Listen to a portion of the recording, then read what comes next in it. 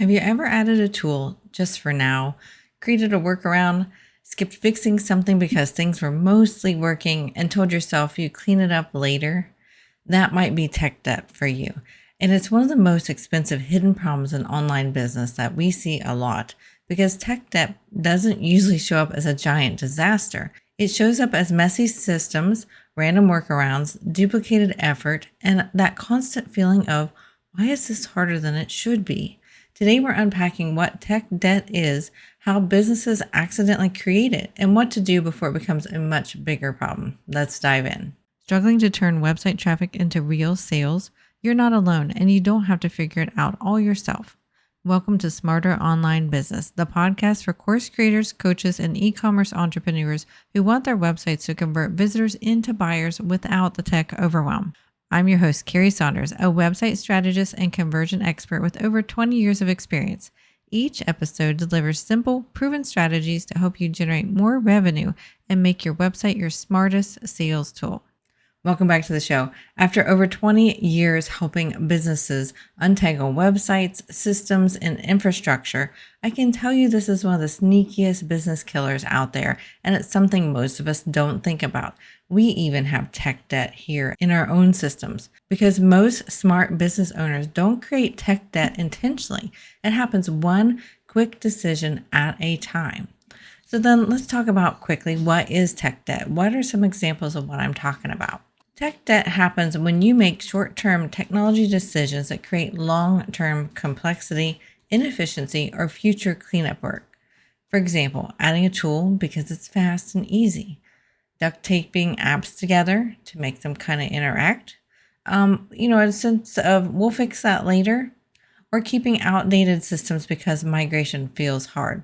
This is a big one that we see a ton. It's something we all fall a trap to, and we do as well. It can be really hard if you don't keep your systems up to date regularly to do a bigger update migration.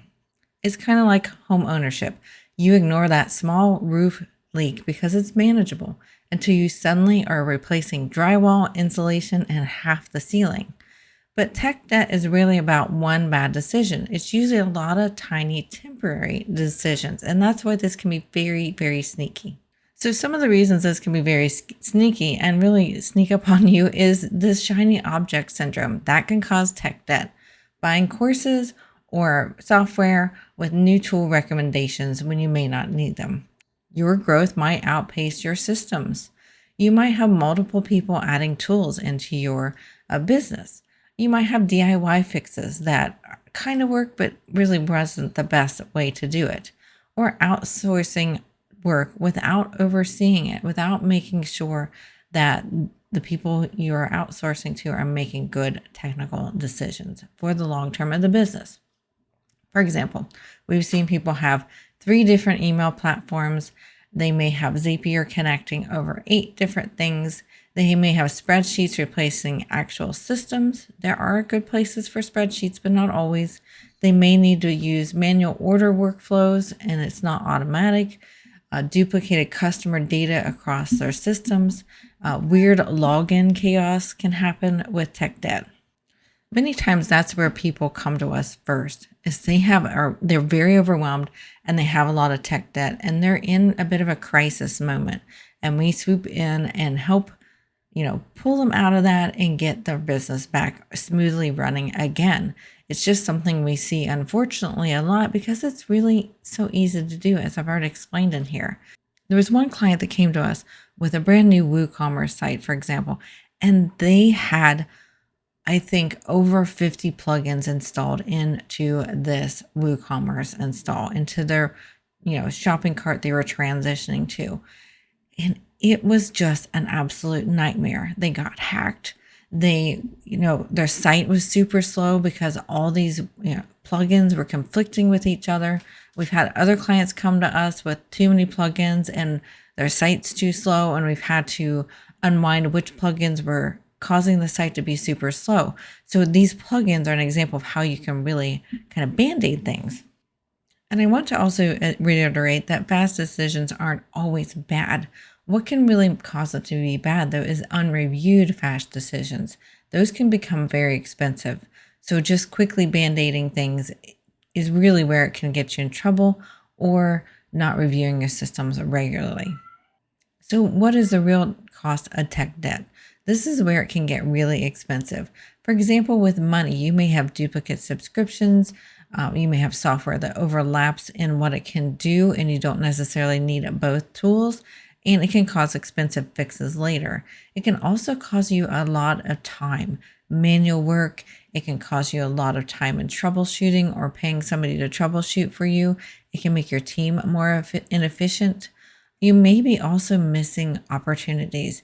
You may have delayed launches because your tech is too busy and duct taped together. You may have broken customer journeys because of it. You might have slower growth because of it. And you also have a higher risk. Like I mentioned, that one client got hacked. So you can have a higher risk of security holes when you're duct taping things together. You may have unsupported software. Some of it might be out of date, it's unsupported. You might lose data. You may have integration failures. So tech debt can really hit you in several places: money, time, opportunity, and risk to your business.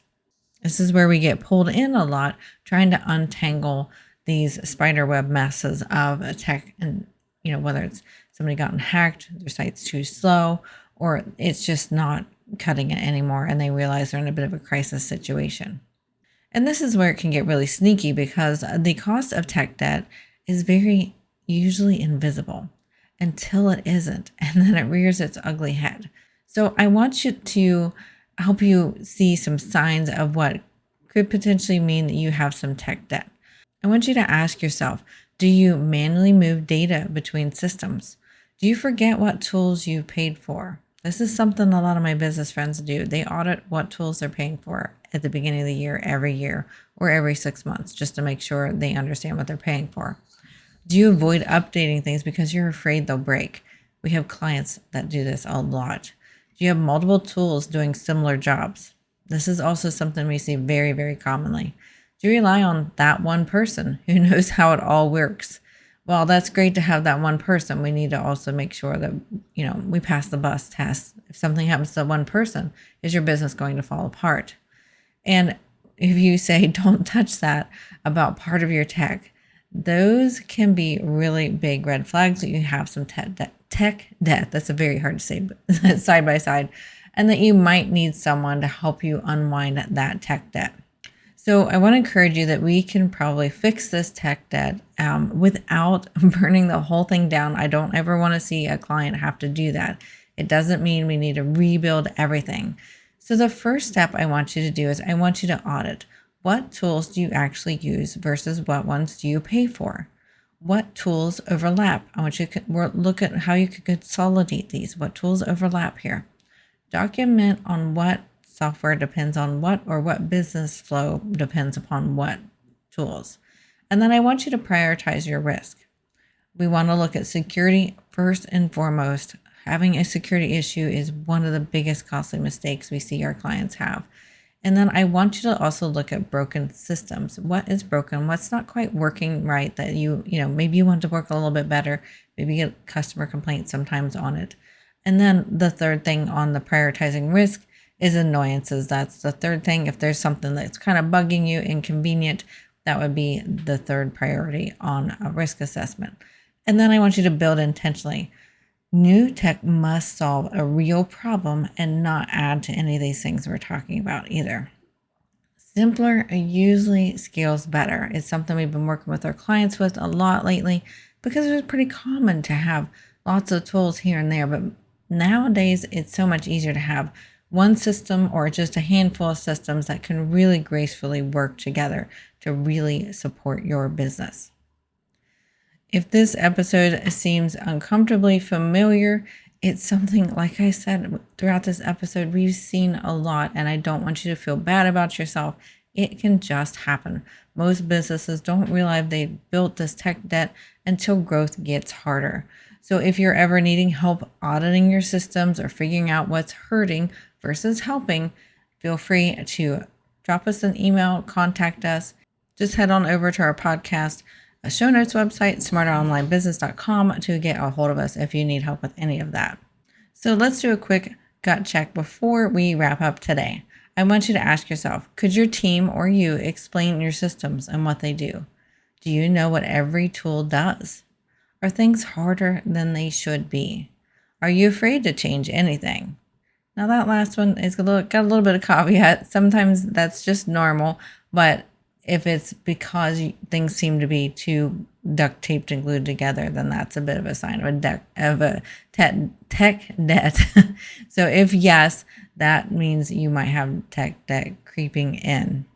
So here's what I love to help our clients with is that we want to make sure that tech makes your business easier, not heavier. If it's feeling like it's making it heavier, then you may have too many systems, or you might need a tech partner to help support you.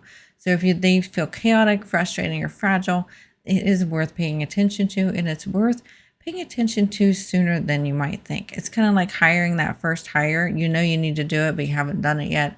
It's one of those things along those lines where if you're feeling heavy on your tech, you either probably need to simplify your systems or have somebody that you can call upon that you trust whenever you do have questions on your tech. Because small cleanup now can prevent a very expensive cleanup later. I hope this episode was super helpful for you and helped open your eyes a little bit to what tech debt can be, help you prevent getting in a big messy middle of it, and help you get your systems simplified and working much better for you. And we will see you next week.